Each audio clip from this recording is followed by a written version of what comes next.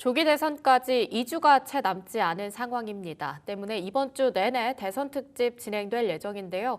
월요일과 수요일 그리고 금요일까지는요. 이재명 더불어민주당 후보의 다양한 경제 공약 관련한 이야기들 받아보도록 하겠습니다. 오늘 김성환 시사평론가님과 함께합니다. 평론가님 안녕하세요. 네, 안녕하세요. 지난 시간에 나오셔서 또 다양한 이야기들 전해주셨습니다. 일자리 관련해서도요. 또 앞으로의 K 콘텐츠 문화에 대한 이야기들도 다양하게 들어봤는데요. 오늘은 좀 부동산 그리고 일자리 쪽으로 조금 더 집중적인 이야기를 여쭤볼까 합니다. 우선 일자리 공약 관련해서요. 제가 사실 20대입니다. 네. 대한민국의 딱 청년이다 이렇게 볼 수 있을 것 같은데 제가 보는 부동산과 일자리라고 하는 두 가지의 키워드는요. 조금 답답하고 뭔가 막막하고 언제 내 집 마련하나 이런 느낌이 듭니다. 이번 공약에 대해서 좀 어떻게 보고 계실까요? 일단 그걸 다 알고 있는 것 같아요. 각 후보들이 전부 다. 그리고 또 이번 대선은 좀 특수한 대선이잖아요. 조기 대선이고 선거운동 네. 기간도 짧았고요. 또 후보가 결정되는 시간도 굉장히 짧았습니다. 이재명 후보를 제외하고 나머지 후보의 경우에는 물론 이준석 후보도 미리 결정된 거나 다름이 없긴 했지만 김문수 후보가 굉장히 늦게 단일화가 되는 바람에 사실은 공약을 제대로 내놓지 못했던 측면이 있고요. 또 하나는 경제를 이해하시는 분들은 다 아시겠지만 뭐 복잡계다 이렇게 또 얘기하잖아요. 뭔가 대선 후보가 하나 거창하게 얼만큼 하겠습니다 이렇게 목표를 제시하지만 실제로 달성되는 걸 거의 못 봤거든요.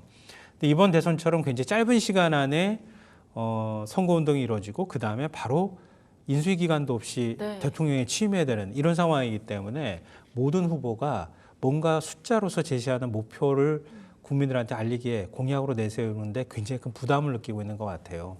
그러니까 가급적이면은 총론적이고 좀 두루뭉술하게 지금 공약들을 내놨거든요. 네. 그러니까 부동산 공약이나 일자리 공약도 아주 첨예하게 맞붙는 부분을 제외하고는 대체적으로 기조 정도만 내놨다 이렇게 이해하시면 될 것 같아요.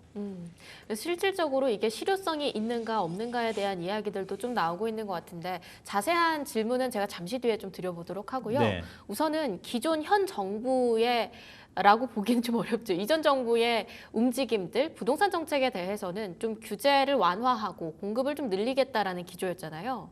어떻게 평가하셨을까요? 윤석열 전 대통령이 지난 대선 때 검찰총장 출신이 대통령에 당선될 수 있었던 가장 큰 이유 중에 하나는 저는 부동산이었다고 생각하거든요. 많은 분들이 아시겠지만 서울에서 그러니까 24만 표 차가 났는데요. 서울의 강남과 한강벨트라고 하는 지역에서 그보다 더 큰 표차가 났어요. 그게 이제 문재인 정부의 부동산 정책에 대한 반발, 네. 그리고 일종의 조세 저항도 좀 있었다고 보이는데요. 그러니까 집값이 굉장히 낮은 저금리 상황이었기 때문에 자산 가치가 오를 수밖에 없었잖아요. 이게 일종의 글로벌화되어 있는 현상이기도 했고요. 또 거기에다가 잦은 정책의 수정이나 이런 걸 통해서 시장의 신뢰를 잃었다. 이런 것들이 복합적으로 맞물려서 집값이 막 뛰기 시작했잖아요. 그러니까 세금은 더 내는 건 나로부터 비롯된 일이 아닌데 집값도 제대로 못 찾고 나는 세금만 많이 내게 됐다. 이런 거에 대한 어떤 반발, 이게 결국은 정권을 바꾸는 데 큰 역할을 했던 거거든요. 네. 또 윤석열 정권 들어서서 그러면 그걸 해소하고 부동산 시장을 제대로 만들어놨느냐? 전혀 아니라는 거예요. 제가 볼 때는 오히려 더 박한 점수를 줘야 되는데요. 일단 주택 공급량으로 봤을 때 한 해 공급했던 게 많이 잡아야 35만 채거든요. 그러니까 보통은 한 50만 채 정도는 공급해야 된다고 얘기했고요. 이 35만 채에도 제가 볼 때는 거품이 많이 껴있는 것 같아요. 인허가 물량까지 다 집어넣은 게 이 정도 숫자가 겨우 나올 것 같은데요. 그러면 문재인 정부 때 부동산, 그러니까 아파트 공급하거나 네. 집 공급했던 것보다 더 적게 공급했던 거예요. 그럼 뭘 배웠는지 모르겠다 이런 생각이 들고요. 더군다나 이제 굉장히 고금리 상황이었잖아요. 예. 그러니까 자연스럽게 시장이 좀 침체되는 상황이기도 했고요. 그런 상황에서 가계부채 관리에 들어갔어야 되는데 가계부채 관리를 제대로 못한 상황에서 미국이 양적 축소를 하기 시작했잖아요.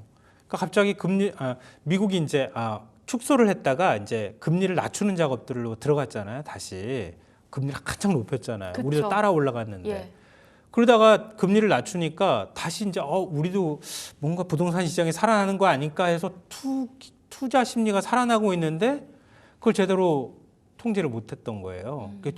뒷북 대책을 내놓고 이번에 DSR 총부채 원리금 상환 비율도 3단계가 7월부터 들어가지만 2단계 들어간 그것도 뒷북이고 오히려 제대로 된 신호를 못 줘가지고 이제 부동산 정책 규제 완화되는구나 이런 시그널이 들어가면서 오히려 집값이 더 뜨는 현상이 나타났잖아요. 그리고 알다시피 토지거래 허가제 헛발질하면서 결국 그것 때문에 강남 집값만 올려놨다 이렇게 또 얘기하고 있는데요. 그러고 나니까 사실은 지금 이 시점에는 가계부채가 고통의 기간을 한 2년 정도 남짓 우리가 잘 밟아왔으면은 지금쯤에는 부동산 경기를 다시 살리고 가계부채가 조금 완화됐으니까 집 거래를 좀 활성화하기 위해서 규제도 조금 풀어주고 이렇게 가야 되는데 지금 오히려 규제를 강화하고 있잖아요. 그러니까 막 고물가에 원가도 올라가고 그래서 건설업체들도 지금 다 도산위기에 처해 있는 상황에서 지금 분양 후 미분양 주택이라고 하는 이렇게 분양도 안 되는 악성 물량이 전국이 2만 1,000채가 있고 그리고 지금 그게 한 80% 정도 되는 17,000채가 지금 지방에 다 몰려 있는 거 아니겠어요? 그러니까 이게 부동산 시장도 양극화되어 있는 거예요. 그러니까 윤석열 정부를 비판만 제가 했지만 그러니까 새롭게 들어설 정부나 새로운 대통령이 되겠다고 하는 후보들은 그 상황을 굉장히 얽히고 설켜 있는 문제, 금리까지도 다 얽혀 있고 대외 관계까지 얽혀 있는 문제를 어느 것 하나로 이렇게 딱 내놔서 시원하게 해결할 방법이 없다고 본인들 스스로가 잘 알고 있는 거 아닌가 싶어요. 근데 다만 부동산 경기가 특히 건설 경기가 내수 시장에 차지하고 있는 비율이 굉장히 크잖아요. 특히 우리나라가 더 높은 편이기도 하고요. 또 건설 투자가 굉장히 중요한데 올해 건설 투자가 하는 예상으로 1.3% 정도 하락할 것으로 예상이 되고 있거든요. 근데 아마 이것보다 더 줄 거예요. 제가 볼 땐. 왜냐하면 올해 우리나라 경제 성장률을 KDI조차 0.8로 지금 예상하고 있는데 제가 볼 때는 이것보다 더 낮아질 원래 국책기관들은 후하게 하잖아요. 훨씬 더 낮아질 가능성이 있거든요. 그러니까 부동산 경기가 이렇게 대외 변수까지 다 들어와 있는 상황에서 살리기가 쉽지 않으니까 후보들이 일종의 부동산 대책 정책 공약으로 기조를 대체적으로 내놓는 정도 수준 그 정도에 머무를 수밖에 없었다라고 보입니다. 그 부분이 근데 좀 아쉽기는 합니다. 아무래도 말씀 주셨던 것처럼 대내외적으로 저희가 집중해야 할 리스크도 크고 워낙 불확실성이 크다 보니까 괜히 이것저것 남발했다가 아무것도 지키지 못할 바에야 일단은 좀 두루뭉술하게 이야기를 하고 조금씩 들어가서 하나씩 맞춰가자 이런 느낌인 것 같은데 약속 어겼을 때 오는 폭풍이 훨씬 심하거든요. 그거 그쵸. 맞기 싫은 것도 있죠. 사실은 너무 또 아직까지 언급이 없는 것 아닌가 하는 그런 애석한 목소리도 있는 것 같아요. 일단 전체적으로는 부동산 정책의 기조 정도는 다 내놨어요. 후보별로. 이재명 후보도 그렇고 김문수 후보도 그렇고 그러니까 부동산 공약에 있어서 예전에는 사실은 집을 그러니까 얼만큼 공급하겠습니다. 이거 숫자 경쟁했잖아요. 지난 대선 때는 윤석열 당시 이제 후보는 250만 채 짓겠습니다. 이렇게 얘기했는데 기껏 제가 볼 때 100만 채도 못 짓고 그냥 임기가 끝난 것 같고요. 이재명 후보는 다시 그 당시에는 오히려 윤석열 당시 후보보다 더 낮은 한 140만, 150만 정도 얘기를 했는데 이번에 250만 채를 짓겠다 이렇게 얘기를 했어요. 임기 중에 1년에 50만 채씩 짓도록 하겠다. 이런 거고요. 김문수 후보의 경우에는 숫자는 조금 더 적어요. 숫자는 김문수 후보의 경우에 오히려 거꾸로 이재명 후보가 지난 대선 때 내세웠던 정도 수준, 그 정도 수준의 집을 짓겠다 이렇게 얘기를 하고 있는데요. 근데 기조는 확연하게 달라요. 좀 더 자세하게 말씀드리겠지만 이재명 후보의 경우에는 지금 이 상황에서는 국가가 전체적으로 주도할 수밖에 없다 이런 쪽에 조금 가깝고요. 김문수 후보의 경우에는 규제를 확 풀겠다. 그리고 세금 다 깎아주겠다. 여기에 조금 더 가깝다고 보시면 될 것 같아요. 네, 그럼 좀 정부가 주도해서 이 부동산 시장 충분히 완화될 수 있게끔 개선할 수 있을지 다양한 공약들이 준비되어 있을 텐데 저희가 또 이야기하기 전에 공약에 대해서 3가지 키워드로 준비가 된 게 있습니다. 화면 통해서 함께 확인을 좀 해볼까요? 네, 우선 3가지 키워드가 여러 가지가 있었는데 일단 첫 번째가 공급 확대 정책이고요. 두 번째가 광역 교통 규제예요. 이것도 사실 굉장히 중요합니다. 어떻게 다 서울에 살겠습니까? 이 부분도 중요할 것 같고요. 마지막은 부동산 세금, 대출 등의 규제를 좀 어떻게 하겠다라는 이야기인데요. 일단 하나씩 보따리를 풀어보자면요. 첫 번째 공급 확대 정책 관련해서요. 어떤 식의 이야기를 하고 있는지 특히 청년과 신혼부부, 무주택자 쪽으로 조금 더 입장이 집중되어 있는 것 같던데요. 그럴 수밖에 없죠. 사실은 정치라는 게 원래 그런 거잖아요. 집을 갖고 있는 사람보다 갖지 못한 사람을 더 많이 고려할 수밖에 없는 거고요. 특히 갖지 못한 사람들 가운데 자산을 많이 축적할 수 있는 시간을 갖지 못한 청년이라든가 그리고 취약계층의 경우에는 좀 더 많은 국가의 역할이 필요하다라고 하는 인식을 갖고 있는 거죠. 그러니까 이재명 후보의 경우에 250만 채 제가 말씀드렸잖아요. 기본주택을 포함해서 250만 가구를 공급하겠다 이렇게 얘기를 하고 있는데요. 그 기본주택이라고 하는 게 우리 토지 임대부 방식을 아실 텐데요. 네. 그러니까 우린 보통 집을 사면 아파트 단지에 토지 지분이 있잖아요. 나의 집과 그러니까 집의 지분이 있고 토지의 지분이 있잖아요. 근데 다른 것도 다 마찬가지지만 근데 토지의 지분은 안 갖는 거죠. 집의 지분만 갖게 되는 거죠. 또 집을 소유할 수 있게 해주면은 땅값이 비싸잖아요. 수도권의 경우에는. 그러니까 땅값을 빼고 집을 살 수가 있게 되는 거잖아요. 그러니까 집을 저렴한 가격에 구입할 수 있게 해주는 거죠. 주로 이제 청년층과 신혼부부층에 또 시니어층에도 그런 부분들을 배려하겠다 이렇게 네. 얘기를 하고 있고요. 과거에는 이 소득에 상관없이 기본주택을 다 공급하겠다 이렇게 얘기했는데 지금은 조금 좀 달라졌어요. 그러니까 맞춤형 공급을 하겠다 이렇게 얘기를 하고 있습니다. 그러니까 특정 계층을 대상으로 좀 더 많이 혜택을 주는 방식으로 그런 층이 저렴한 주택에 더 많이 들어갈 수 있도록 해주겠다 이런 얘기를 하고 있고요. 또 수도권 주택 공급량을 늘려야 할 필요가 있잖아요. 지금 네. 서울 곳곳에서도 뭐 재개발, 뭐 재건축이 이루어지고는 있지만 사실 건설업체들이 원가 부담 때문에 지금 재개발 지구 들어가 있는 분 저도 알지만 집 두 채 가질 수 있는 단독을 하나 갖고 있었는데 한 채밖에 못 갖게 됐어요. 이 정도로 지금 많이 그 조합원 부담금이 올라가 있거든요. 그러니까 지금 사실은 이 규제만 풀어준다고 봐가지고 될 문제가 아닌 거죠. 그러니까 기본적으로 조합원들 간의 합의 그리고 또 건설사가 원가 계산할 때 뭐 시멘트 가격부터 시작해서 인건비까지 다 올라 버렸잖아요. 그럴 때 그만큼 만약에 분양가를 내세웠을 때 사줄 사람이 있어야 결국은 조합원 부담도 줄어들고 그쵸. 재개발이 되거나 할 거 아니겠어요. 근데 아직까지는 그런 단계까지 못 가고 있는데 그걸 어떤 방식으로 좀 풀겠다. 서울 도심 안에 있는 노후주택이나 재개발, 재건축에 대해서도 진입장벽을 지금보다는 조금 더 낮추겠다. 활성화시키도록 하겠다. 그리고 용적률을 조금 더 높여주고 분담금을 완화하는 방향으로 가겠다. 이런 기조를 내놨고요. 또 일기 신도시들도 있지만 뭐 분당이나 뭐 일산 같은 경우에도 네. 전체적으로 도시의 어떤 노후도를 개선하는 방향으로 가겠다. 근데 구체적으로 디테일하게 어떻게 개발을 해서 어떻게 다 풀어주겠다. 네. 이거는 안 나왔어요. 그렇죠. 아직까지 이게 언급이 워낙 없죠. 예민한 문제거든요. 이건 내놨다가 그냥 막 집값이 들썩인다거나 이런 일들이 계속 그동안에 반복돼 왔거든요. 좀 조심스럽게 그 부분에 대해서 접근하는 것 같고요. 근데 일기 신도시 외에도 수원과 용인, 안산과 인천 연수 9월 이렇게 노후 계획 도시, 그러니까 맞아요. 노후 도심에 있는 이런 지역은 정비를 적극적으로 지원하겠다 이런 입장을 밝혔어요. 그런 거하고는 조금 결이 다르잖아요, 이 부분은. 근데 세제 문제는 뭐좀 이따가 더 얼마나 얘기할지 모르겠지만 일단은 세제 문제에 대해서는 현재로서는 전체적으로 건드리지는 않겠다. 약간 유보적인 태도를 취하고 있습니다. 네, 사실 대부분의 기업이 서울에 있다 보니까 이 직장인들의 꿈은 서울살이입니다. 실제로 또 서울 자체의 주택 공급이 심각하다라는 문제들도 계속 거론이 되고 있고요. 뭐 용적률 관련해서도 그렇고 앞으로의 추가적인 언급은 사실상 아끼고 있는 상황이다라고 말씀을 해주셨는데요. 지금 여기까지 나온 상황 자체에 대해서는 평론가님 총평 어떻게 두고 계실까요? 근데 부동산 정책은요, 정답이 없는 것 같아요. 너무 어렵죠? 예, 정말 어렵습니다. 정부가 뭘 한다 그러면 시장이 거꾸로 가는 경우도 너무 많고요. 또 그때그때마다 대책을 내놓게 되면 네. 또 시장에서 저항이 일어나기도 하고 또 우리가 그동안에 이 깨지지 않았던 불문율이라고 해야 될까요?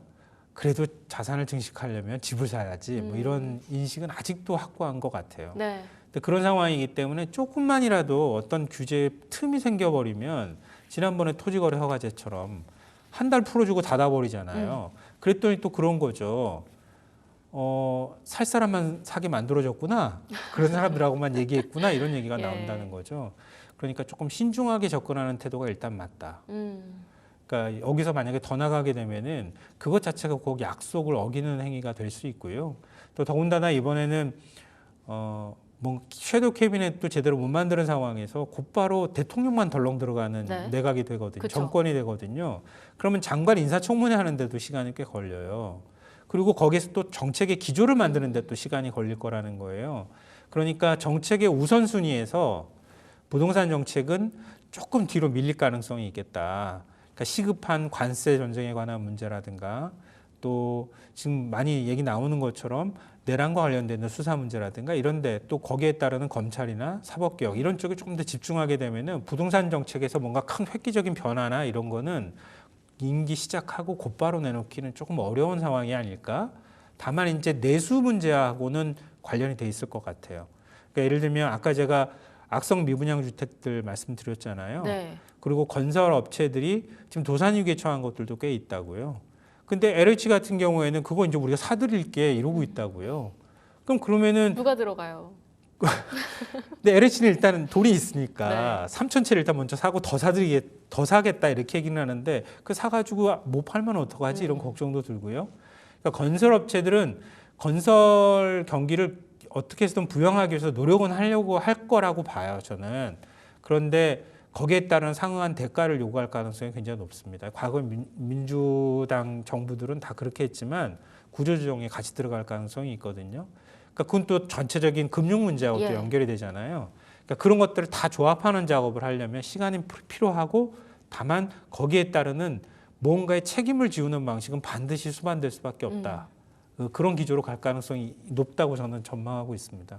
확실히 많은 분들이 한국에서 집중하고 있는 투자가 부동산 쪽이고 여기에 있어서는 뭔가 괜히 섣부르게 규제를 내렸다가 오히려 더 크게 화를 맞는 경우가 많다 보니까 살짝은 일단 정리할 것부터 해놓고 뒷전으로 일단 두자 이런 느낌인 것 같은데 서울 쪽은 그렇다고 치겠습니다. 아마 지역 쪽은 관심이 많으실 것 같아요. 일기 신도시에도 꽤 많은 분들이 거주하고 계시잖아요. 9월이라든지 뭐 수원, 분당 그렇죠. 쪽이요. 예. 좀 노후화된 인프라를 개선해 나가겠다 이런 이야기가 나왔는데 구체적으로 좀 짚어주실 수 있을까요? 근데 구체적인 마스터 플랜이 나온 건 아니기 때문에요. 뭐라고 제가 이렇게 그거 내용에 관해서 설명드리긴 좀 어려울 것 같고요.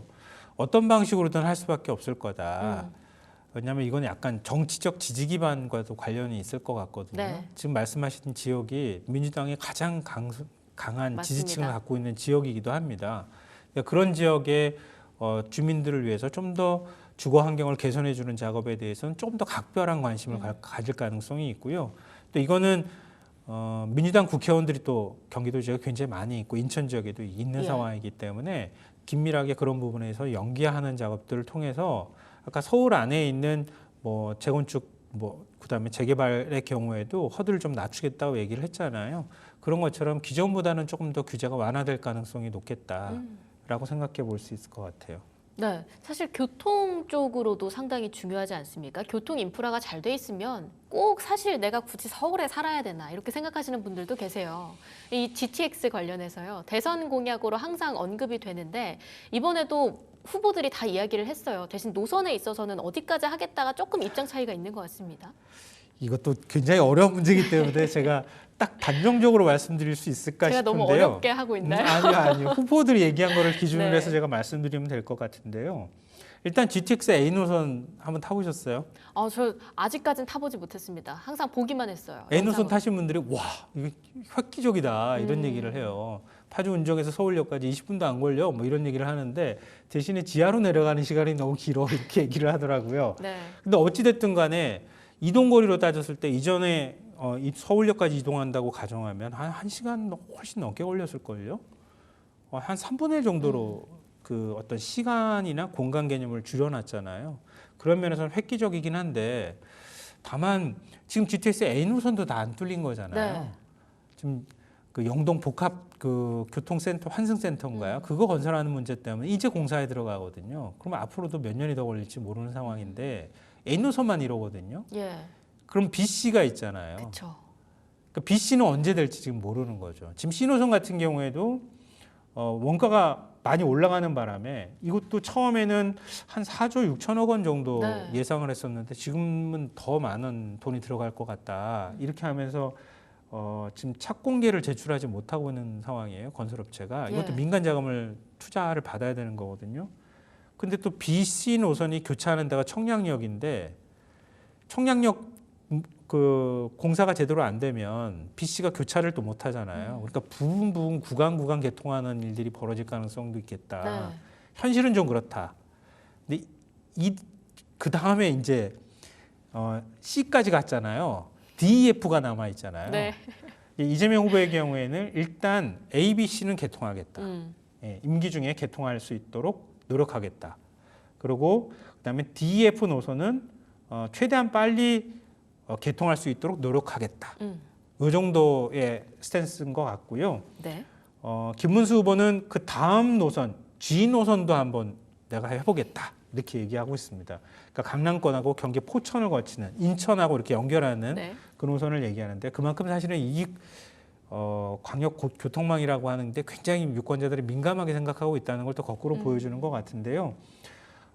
그렇게 하게 될 경우에 거기에다가 이재명 후보의 경우에 하고 김문수 후보의 차이는 이재명 후보는 그러니까 기존의 GTX 노선하고 노선 플러스를 하겠다 이렇게 얘기를 하고 있는데요.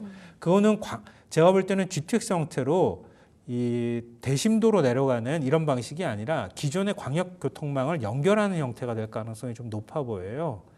그러니까 예를 들면은 이재명 후보의 경우에는 경기 북부 적경지까지 운행하는 파주하고 SRT를 네. 양주 있는 데까지 연장하겠다. 인천, 경기, 강원을 연결하는 경강선을 만들겠다. 이건 기존의 철도 노선이잖아요. 그리고 경기 강화, 경기 북부, 강원, 고성을 연결하는 동서 평화 고속화도로, 서울 연천 고속도로를 추진하겠다. 이렇게 얘기를 하고 있는데요. 김문수 후보는 G노선 만들겠다고 말했다고 제가 말씀드렸잖아요. 근데 G노선 말고 전국 5개 권역에도 GTX를 만들겠다. 이렇게 얘기를 하고 있어요. 근데 그거는 사실은 GTX가 공사비가 굉장히 많이 들잖아요. 땅속 깊숙한 데까지 내려가서 비싸고요. 지하로 다 뚫어야 되기 때문에. 근데 지금 지하철도 다 안 뚫린 데도 많고 지하철을 뚫어야 할 곳들도 많은데 먼저 GTX를 뚫고 들어가겠다? 이 과연 예산을 확보할 수 있을까 싶고. 실효성에 물음표가 찍힌다. 네, 왜냐하면 김문수 후보의 전체적인 기조는 세금을 규제를 완화해 주겠다. 네. 규제에 예외지대를 두겠다. 뭐 이런 것들이에요. 부동산 공약에도 그런 것들이 다 들어가 있는데요. 그리고 세금 깎아주겠다. 보유세나 네. 아니면 우리 거래세도 다 깎아주겠다. 감면해 주겠다. 이런 정책이란 말이에요. 그리고 GTX도 민간 투자를 통해 가지고 해결하겠다. 이렇게 얘기하는데 광역 그렇죠. 전체가 이제 지역을 이제 광역화하는 단위로 자꾸 가고 있기는 하지만 그 정도로 수요가 나올 수 있을까? 서울만큼? 아직 서울도 A밖에 지금 못 들어갔는데. 그리고 저 GTX를 만들어도 그 역까지 가는 교통 인프라가 추가적으로 더 필요하기 때문에 그렇죠, 예, 그렇죠. 수요를 그거 하나만 땡기려면. 들어가는 것도 아닐 거고요. 그러니까 거기에 민간 투자를 유치하려고 했을 때 지금도 민간 투자가 들어갔다가도 공사비 더 올려달라고 하고 지금 가지고 안 된다고 하고 수익성 문제가 걸리는 이런 상황에서 과연 광역 화했을 때 5개 광역 권역, 뭐 예를 들면 부산 부울경 권역, 뭐 이렇게 그 다음에 호남권, 대구 경북권, 충청권 이런 식이거든요. 근데 그만큼의 수요를 만들 수 있을까 GTX로? 그거는 조금 좀 갸웃할 수밖에 없을 것 같아요. 네. 말씀 주신 내용들 계속 들어보니까요. 약간은 좀 두루뭉술하다라는 느낌 확실히 있기는 합니다. 뭐 확실히 뭐 조금은 조심스럽게 다가가겠다. 그거에 대해서는 이해가 되는데 또 일각에서는 이미 어느 정도 당선이 유력하니까 중도층의 이탈을 막기 위해서 원론적인 얘기만 하는 거 아니야? 이런 비판도 좀 들리는 것 같거든요. 그러니까 그런 것까지 딱 고려할 겁니다. 고려할 거고요. 또 두루뭉술하다고 제가 말씀드렸는데 광역교통망 만드는 거는요. 그냥 예전에 박정희 대통령 시절에는 그랬다잖아요. 이렇게 쭉 지도에다가 선만 그으면 그냥 글로 가는 네. 건데 지금 그렇지 않잖아요. 많은 게 다 잡혀 있죠. 그러니까 각종 계획과 도시계획부터 시작해서 그 큰 마스터 플랜을 같이 짜면서 교통망에 들어가는 걸 같이 하고 거기에 예탁까지 받아야 되고 수익성까지 들어가고 민간 투자 유치하려면은 거기 사업성까지 있어야 된단 말이에요. 근데 그거는 굉장히 많은 단계의 검토가 필요한 거예요. 그러니까 지금 당장 필요에 의해서 할 수는 있겠으나 그 검토를 하는 과정에서 싹둑싹둑 잘려나가는 일들이 발생할 가능성이 높잖아요. 예, 그렇죠. 그러니까 정책 의지와 함께 현실성이라는 걸 검토하지 않을 수가 없기 때문에 지금은 여러 반발을 사거나 아니면 비판을 살 만한 소지를 최대한 없애는 쪽으로 공약을 발표하고 있다고 보입니다. 네, 조금 더 책임에 방점이 찍혀 있는 그런 네, 느낌을 맞아요. 확실히 받겠습니다. 자, K 콘텐츠 관련해서도 적극적으로 육성해 나가겠다. 결국은 빅5 강국으로 만들겠다. 이 이야기 있잖아요. 좀 이야기 좀 들어볼 수 있을까요? 어떤 식으로 문화 발전에 기여를 할 것인지. 근데 다시 K 콘텐츠로 가는 네. 얘기를 해야 될 것 같은데요. 그러니까 K 콘텐츠가 아마 문화 부문에 있어서 네. 뭔가 투자를 했을 때 확실히 효과가 나오는 데가 없는 것 같아요. 제가 볼 때는. 사실 정부 주도하에 K 문화 자체를 끌어올리기가 쉽진 않을 것 같아요. 근데 이게 이념적인 문제 또 어떤 표현의 자유 문제 이런 거하고 다 직결되는 문제들이잖아요. 누가 뭔가 작품 만들려고 하는데 정부가 그 누군가를 지원하거나 아니면 제작하는 데 지원할 수 있는 환경을 만들어 주긴 했는데 작품 보니까 마음에 안 들어요. 그러면 하지 마. 이렇게 한번 해가지고 딱 쳐버리잖아요. 근데 그 과정에서 온갖 규제 기구들이 움직이거든요. 근데 그러면 그 다음에 그 감독이나 제작자들이 안 하려고 하죠. 그러니까 그 분위기가 한두 번 반복되거나 우리 과거에 있었던 것처럼 블랙리스트 같은 이런 것들이 생겨버리면 급격히 표현의 자유나 이런 것들이 위축되면서 제대로 뭔가 이렇게 산업이 커지지 못하거나 이런 것들이 생기거든요. 네. 문화는 기본 우리가 팔길이의 법칙이라고 얘기를 하거든요. 그러니까 지원은 하되 딱 요만큼 떨어져 가지고 간섭은 하지 마. 이게 이제 그 팔길이의 법칙이라고도 설명하는데요. 그런 면에서 정부가 본격적으로 투자를 하거나 이렇게 했을 때 문화적인 부분에 있어서 굉장히 빠른 시간 내에 네. 좀 더 자유롭게 창발성 있게 문화인들이 움직여주기만 한다면 얼마든지 가능하다. 근데 지금 이재명 후보가 얘기하는 K 콘텐츠 강국을 만든다고 하는 건 기존의 영상 산업이나 또 우리가 많이 해왔던 것처럼 가요라든가 계속 우리가 얘기했던 드라마나 이런 것들은 그대로 가져가고 더 오히려 키워나가는 R&D부터 시작해서 지원을 하고 그 외에 웹툰이나 이런 분야까지 좀 더 확대해서 펼쳐서 가겠다. 거기에 대해서 정부가 간섭하지 않고 적극적으로 지원해 주겠다. 이런 정책들을 담고 있다고 이해하시면 어떨까 싶어요. 네, 제가 K 콘텐츠에 대해서 좀 갑작스럽게 질문을 해드렸는데 또 구체적으로 말씀 주셔서 감사합니다. 일자리 관련한 이야기를 좀 이어가 볼까 해요. 현재 4.5일제 관련한 이야기들도 있고요. 조금 더 근로 환경에 있어서 근로자들이 안정적인 환경 안에서 내가 하고 싶은 만큼 어찌 보면 쉴 수 있게 하겠다 이런 이야기들도 나오고 있는 것 같아서요. 일자리 공약에 대해서는 좀 어떻게 평가하실까요? 일단 최고의 일자리 정책은요. 침체된 내수 살리는 거예요. 침체된 내수 살리는 데 있어서 정부의 역할이 지금만큼 중요한 때가 없습니다. 결국 재정 정책을 쓸 수밖에 없거든요. 네. 대선 TV 토론 지난번에 이제 경제 분야 토론 때 승수학 효과 가지고 막 이렇게 논쟁이 있기도 했었잖아요. 그러니까 승수 효과가 지금 이준석 후보가 공격했던 것처럼 신고전학파가 바라보는 것처럼 승수 효과는 없다. 일종의 구축 효과라고 하는데요. 그러니까 재정을 투입했을 때 그 재정이 더 많은 소비를 촉발함으로써 경제를 살리는 일종의 그 경기를 진작시키는 효과가 나타난다고 하는 게 승수 효과고요. 예. KDI가 KDI 자료에서도 설명하고 있지만 정부가 도로 투자 건설하는데 100억 원을 투입하면 그게 여러 단계를 거치면서 결국은 경제는 다 유기적으로 연결되어 있는 거니까요. 마지막에는 250억 정도의 경기 진작 효과가 나타난다. 그렇게 얘기하는데요. 그러니까 지금 현대 주류 경제학, 특히 보수주의 경제학에서 바라볼 때는 구축 효과라고 해서 정부가 빚을 내면 국채를 발행해야지. 국채는 그럼 누가 사야 할 거고 사면 이자가 올라갈 거지. 그쵸. 그럼 민간의 투자력은 떨어지고 그리고 결국은 전체적으로 경기가 오히려 투자력이 떨어지면서 더 위축될 거야. 이런 효과들에 관한 건데 그 엉뚱한 방향으로 이제 논쟁이 붙어서 그렇게 하는 건데요. 그렇게 내수를 살리게 되면 지난해도 그랬지만 자영업자 100만 명이 사라졌다고 얘기를 하잖아요. 그 정도로 지금 안 좋거든요. 어찌됐든 정부가 지금 재정을 투입해서 내수를 어떤 방식으로든 움직이게 멈춰있는 내수를 움직이게 함으로써 서비스 산업에 있어서 일자리를 늘려가는 것이 굉장히 필요하다. 특히 청년층 일자리가 거기에 굉장히 많이 관련돼 있거든요. 지금 청년층 일자리가 올해 1분기 넘어가면서 급격히 줄고 있다고도 얘기하고 맞아요. 있잖아요. 그러니까 그런 면에서 재정을 어디까지 투입할 거냐, 정부 역할이 어디까지냐 가지고 지금 후보들 간에 논쟁을 하고 이재명 후보는 더 적극적으로 정부가 바로 추경 더 적극적으로 편성하겠다. 그러니까 지금 1차 추경에 대해서 합의했잖아요. 그걸로 아마 모자랄 겁니다. 2차 추경은 아마 더 큰 규모로 할 가능성이 매우 높다고 보거든요. 그렇게 할 가능성이 높다고 보고요. 그리고 일자리라고 하는 게 경기가 살아가면 자연스럽게 일자리가 그냥 막 샘솟듯이 늘어나는 건 아니잖아요. 한국 경제가 전 세계에서 가장 자동화가 앞서가 있는 단연 1등 국가잖아요. 그러니까 결국 반도체 공장 하나 짓는 거나 예전식으로 말하면 우리 봉제 공장 하나 짓는 거나 똑같은 일자리 창출을 하게 된다 그러면 그럼 정부 역할이 필요하겠죠, 거기에 대해서. 그러니까 예를 들면 인공지능 분야에 대해서 인재를 어떻게 육성해 나갈 거냐, 거기에 대한 일자리를 어떻게 만들 거냐, 이런 계획들도 같이 지금 얘기가 되고 있는 겁니다.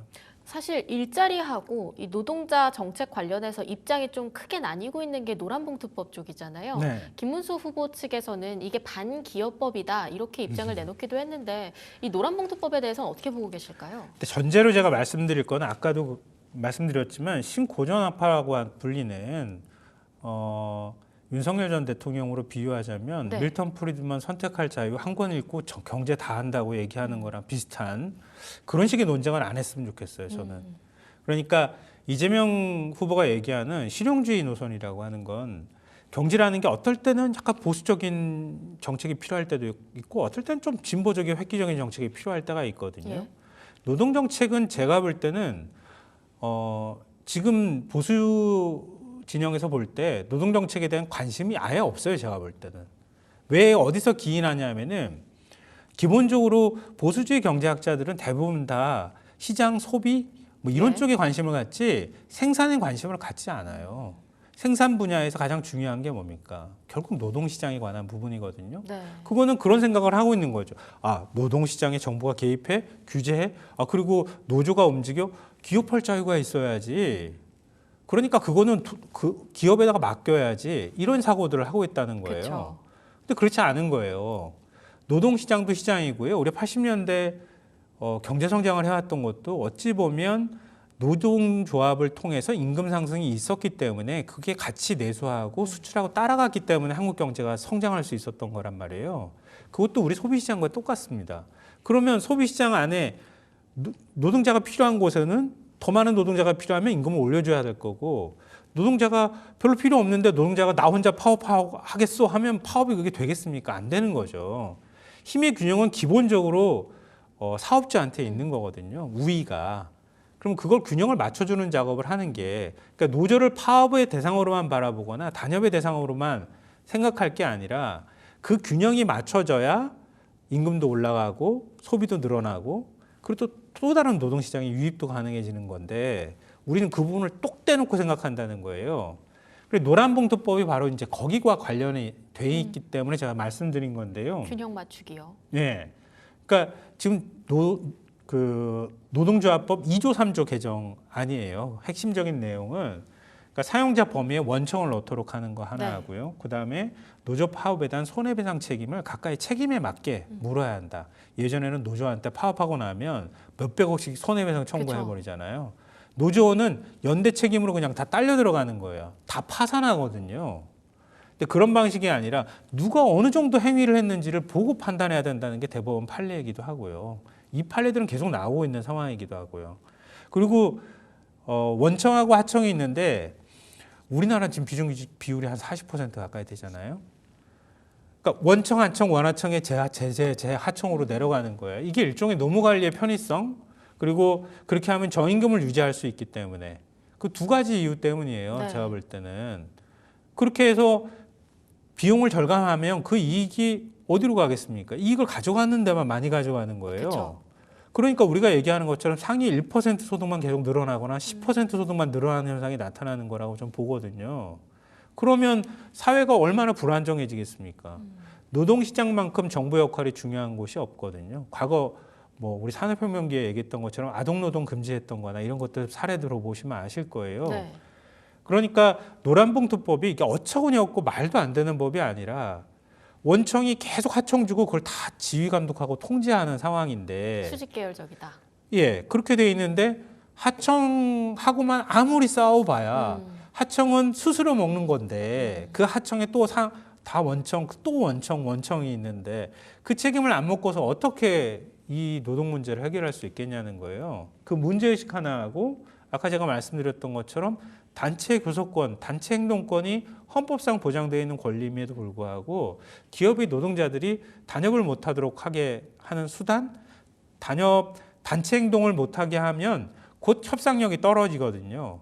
그러면 가가지고 그럼 파업해봐. 그렇게 되는 거잖아요. 네. 너무 당연한 순리거든요. 근데 그걸 가지고 아까 제가 말씀드렸던 것처럼 그냥 기업에 맡기면 돼라는 네. 사고방식으로는 이제는 해결할 수 없는 단계까지 왔다. 그래서 민주당이 여기다 플랫폼 노동자들도 많아지고 비정규직도 많아지고 있기 때문에 그런 노동권을 더 키우는 방향으로 가야 되겠다고 하는 게 기본 입장입니다. 이거는 제가 볼 때는 만약에 이번에 대선에서 이기게 된다면 민주당은 제일 빠른 시일 내에 통과시켜야 될 법안 중에 하나로 아마 노란봉투법이 올라갈 가능성이 높다고 보여요. 조금 더 이어서 4.5일제에 대해서는 어떻게 보고 계실지 궁금한데요. 사실 주말 사이에 굉장히 날선 말들이 많이 오가지 않았습니까? 이준석 후보가 여기에 대해서는 사이비 종교처럼 위험하다 이렇게 표현을 하기도 했는데 이준석 후보는 젊은 정치인인지 아닌지 제가 구분이 안 돼요. 잘. 자기를 지지하는 사람들이 젊은 청년들 아닌가요? 청년들이죠. 2030. 젊은 청년들은 다 놀고 있는가 보죠. 요즘 워라밸 굉장히 중요하게 생각하는데. 예. 그러니까 이준석 후보가 이렇게 보이는 태도를 보면 글쎄요. 이준석 후보는 굉장히 정치적으로 행동하고 있긴 한데 나는 보수라는 걸 얘기하고 싶기도 하고 청년층 가운데에도 자신의 적극적인 지지층을 자극하려고 하는 행동을 또 하고 싶기도 하고 막 복합적인 걸 하다 보니까 그런 얘기들을 좀 자극적으로 하는 것 같은데요. 김문수 후보도 주 4.5일제 얘기하고 있어요. 이재명 후보도 4.5일제 얘기하고 있고요. 조금 다르죠, 근데. 이재명 후보는 주 36시간으로 줄여서 4.5일제 하자는 예. 거니까 주 8시간을 둔 상태에서 금요일 날 오전만 근무하면은 36시간을 맞출 수 있거든요. 그런 방식의 4.5일제를 얘기하는 거고요. 김문수 후보는 더 일하고 4.5일 하자. 1시간씩 더 일하고. 네, 1시간씩 네. 더 일하고 그리고 금요일을 반일만 하자. 이런 건데요. 근데 여기에 따르는 이준석 후보가 지적한 거에 풀어야 할 숙제 같은 게 하나 들어있는데요. 네. 그러면 노동 손실이 생겼을 때 생산성이 떨어지지 그렇죠. 않고 임금 보전이 가능하겠는가? 떨어뜨리지 않고 임금 보전이 가능하겠는가? 이게 숙제처럼 남아 있는 거예요.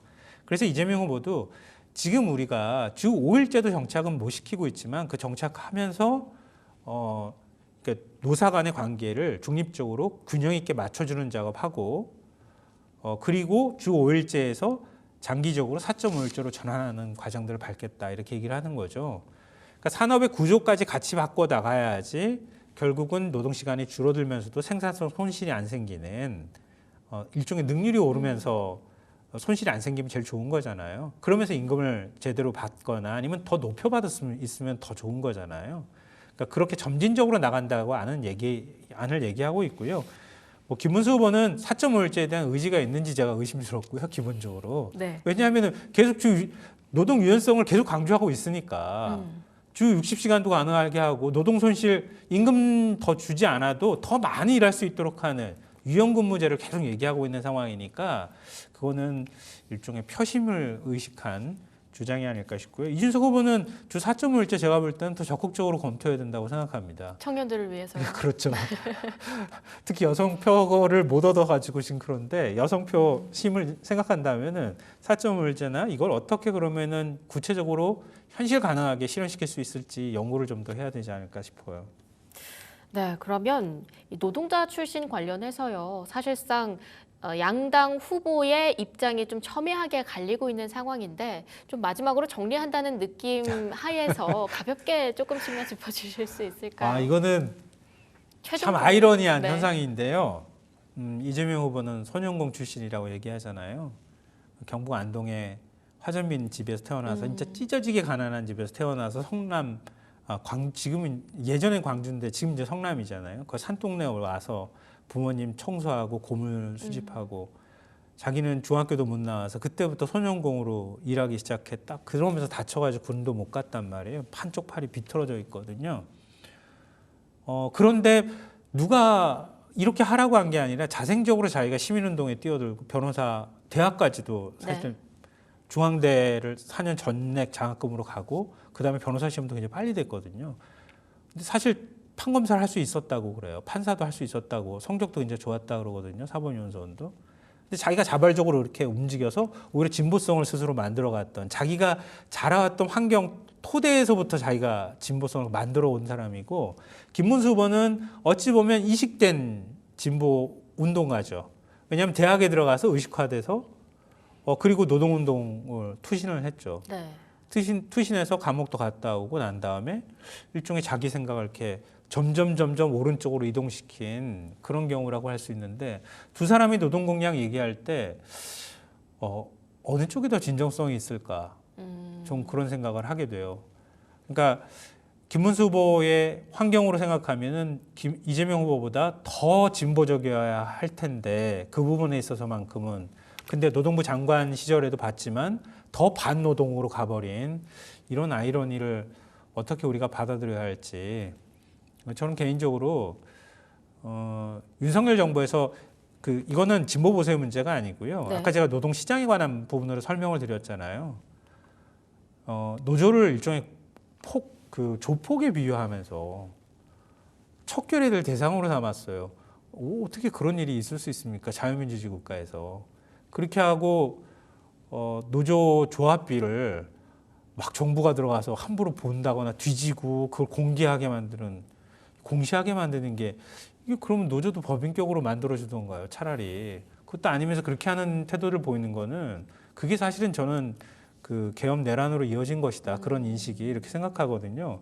그러니까 노동시장은 시장에서 스스로 만들어가는 게 맞죠. 맞지만 다른 어떤 분야보다도 노동시장은 결국은 국가나 정부의 책임이 큽니다.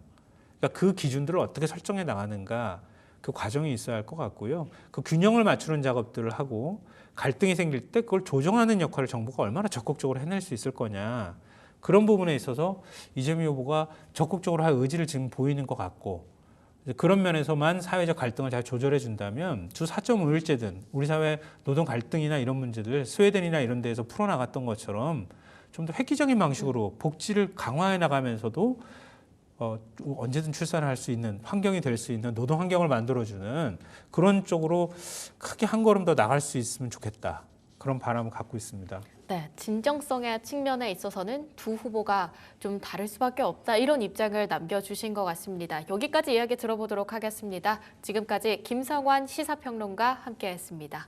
감사합니다. 네.